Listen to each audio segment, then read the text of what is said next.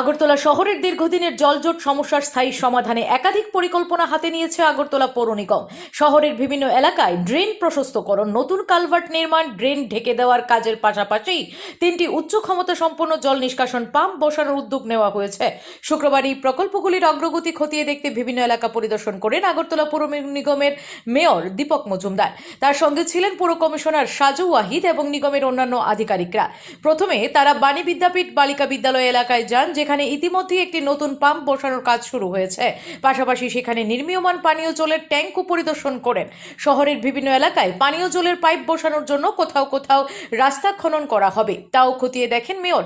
এরপর শঙ্করচমনি এলাকা হয়ে শকুন্তলা রোডের আইতরমা বিল্ডিং এর সামনে নির্ধারিত স্থান পরিদর্শন করেন। পরিকল্পনা অনুযায়ী এই দুই এলাকাতেও নতুন পাম্প বসানো হবে এবং শুক্রবার থেকে কাজ শুরু হওয়ার কথা জানানো হয়। পরিদর্শন শেষে সাংবাদিকদের মুখোমুখি হয়ে মেয়র দীপক মজুমদার বলেন, আগরতলা শহরবাসীকে জল যন্ত্রণা থেকে মুক্তি দেওয়াই পৌর নিগমের অন্যতম অগ্রাধিকার। সেই লক্ষ্যে শহরের বিভিন্ন প্রান্তে ড্রেনেজ ব্যবস্থার উন্নয়নের পাশাপাশি তিনটি শক্তিশালী পাম্প বসানোর সিদ্ধান্ত নেওয়া হয়েছে। তার দাবি, এই তিনটি পাম্প চালু হলে আগামী বছর থেকে ভারী বৃষ্টির সময়ও শহরের জল জমে থাকার সমস্যা অনেকটাই দূর হবে। মেয়র আরও জানান, দুর্গাপূজার আগে শহরের রাস্তা মেরামতের কাজও শুরু করা হবে। তবে যেসব এলাকায় বর্তমানে স্মার্ট সিটি প্রকল্পের কাজ চলছে, সেসব রাস্তা আপাতত বাদ রেখে বাকি ক্ষতিগ্রস্ত রাস্তাগুলি অগ্রাধিকার ভিত্তিতে সংস্কার করা হবে, যাতে উৎসবের সময় সাধারণ মানুষের যাতায়াতে কোনো অসুবিধে না হয়। মেয়রের বক্তব্য, ড্রেনেজ ব্যবস্থা আধুনিকীকরণ, জল নিষ্কাশনের সক্ষমতা বৃদ্ধি এবং রাস্তা সংস্কারের মতো একাধিক পদক্ষেপ বাস্তবায়িত হলে আগামী দিনে আগরতলার নাগরিকরা বর্ষাকালে জলাবদ্ধতার দুর্ভোগ থেকে অনেকটাই মুক্তি পাবেন। Bureau report, S Bharat live 24 hours.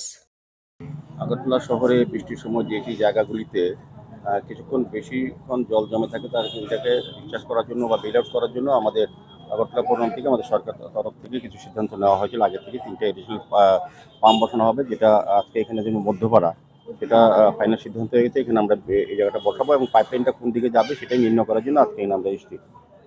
দ্বিতীয়ত, আমাদের রামনগর 4 নম্বরে যেটা বসবে বাণী বিদ্যাপীঠ বালিকা বিদ্যালয়ের সামনে, সেটাও পাইপলাইনটা কোথায় দিয়ে যাবে এবং সেগুলিও দেখার জন্য আজকে নির্দিষ্ট করা হয়েছে, আমরা ফাইনাল করে দিয়েছি।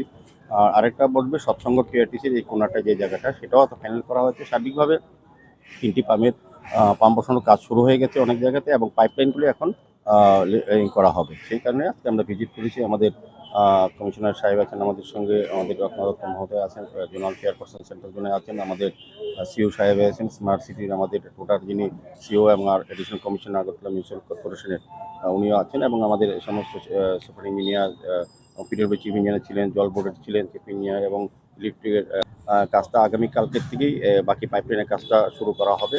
সাইট ফাইনাল হয়ে গেছে, কোন দিকে যাবে এটাও ফাইনাল করা হয়েছে। তো সার্বিক আমি বলবো যে আগামী বর্ষার আগেই এই কাজগুলি যাতে সম্পন্ন করা যায়। এই বর্ষার সময় আমরা অনেকটা লক্ষ্য করেছি, কিছু কিছু যেমন শকুন্তলা রোডে কিছুক্ষণ জল থাকে, আমাদের টিআরটি সংলগ্ন সৎসঙ্গ আশ্রমের সামনে কালীবাড়িতে কিছুটা জল থাকে কিছুক্ষণ, 40 মিনিট থেকে প্রায় 1 ঘন্টা।